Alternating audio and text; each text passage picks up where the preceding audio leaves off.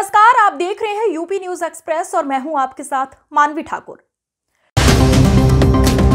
Sapa supremo व पूर्व मुख्यमंत्री अखिलेश यादव अयोध्या महर्षि वाल्मीकि एयरपोर्ट पहुंचे। वहीं एयरपोर्ट पर मीडिया से बात करते हुए सपा सुप्रीमो अखिलेश यादव ने बताया, जो चुनाव टालेंगे वो हारेंगे। मिल्कीपुर चुनाव को लेकर बीजेपी पर कटाक्ष किया। भाजपा को मिल गई थी जानकारी, भाजपा मिल्कीपुर के उपचुनाव में नहीं जीत रही, बीजेपी के इंटरनल सर्वे में ही ये चुनाव हार रहे थे। 13 तारीख को चुनाव टालने को लेकर भी बीजेपी पर हमलावर हुए। उन्होंने कहा, त्योहार में छुट्टियां पर आए लोगों ने बना लिया था मन। 13 नवंबर को भाजपा के विपक्ष में वोट डालने के लिए बनाया था मन। बीजेपी को लग गई थी इसकी भनक, इसलिए बीजेपी ने 13 तारीख से चुनाव टालकर करवा दिया 20 नवंबर को। जो चुनाव टालेंगे वो हारेंगे। किसान के धान है तैयार, पैदावार की नहीं हो पा रही है कीमत, डीएपी समेत अन्य खाद नहीं है उपलब्ध। पहले वाले हारेंगे।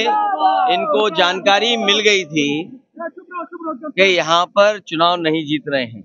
इनके अपने इंटरनल सर्वे में ये हार रहे थे और उसके बाद 13 तारीख जो चुनाव की आई थी, जिसमें अन्य उपचुनाव हो रहे थे, जो लोग छुट्टी पे आए थे, जो लोग बाहर रह रहे थे, वो त्योहारों पे छुट्टी पे आए थे और वो मन मना लिए थे कि 13 तारीख को भारतीय जनता पार्टी को हरा करके वापस जाएंगे काम पर, रोजगार को लेकर के।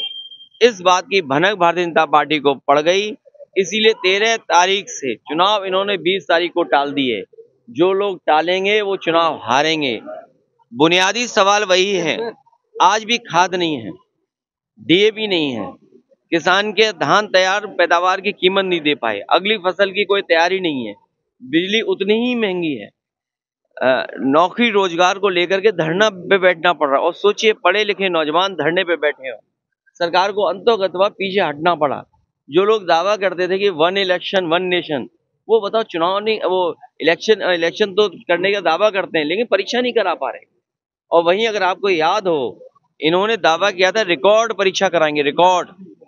जो रिकॉर्ड परीक्षा हुई थी उसमें 30% बच्चों की परीक्षा छूट गई थी, क्वेश्चन पेपर उनके झूठे आए।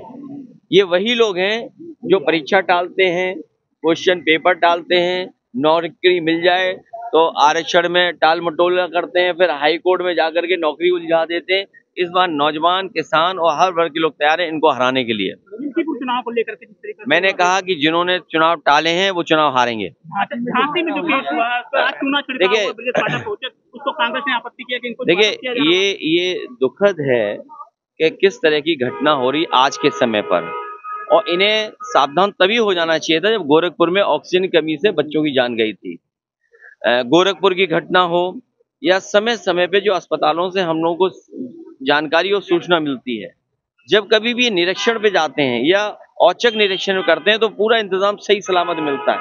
लेकिन जैसे ही अधिकारी और मंत्री हटते हैं, अस्पताल वैसे के वैसे हैं। यहाँ भी मेडिकल कॉलेज समाजवादी सरकार ने बनाए। क्या सरकार ने पर्याप्त बजट दिया था, पर्याप्त सेफ्टी के इंतजाम किए थे? और उसी का परिणाम यह है कि बजट ना मिलना नंबर 1, नंबर 2, वहां पर जो स्टाफ है, जो संबंधित अधिकारी हैं, वो लापरवाही किए हैं। ये लापरवाही और सरकार की नजरअंदाजी की वजह से 10 बच्चों की जान गई है और इतना बड़ा नुकसान हुआ है।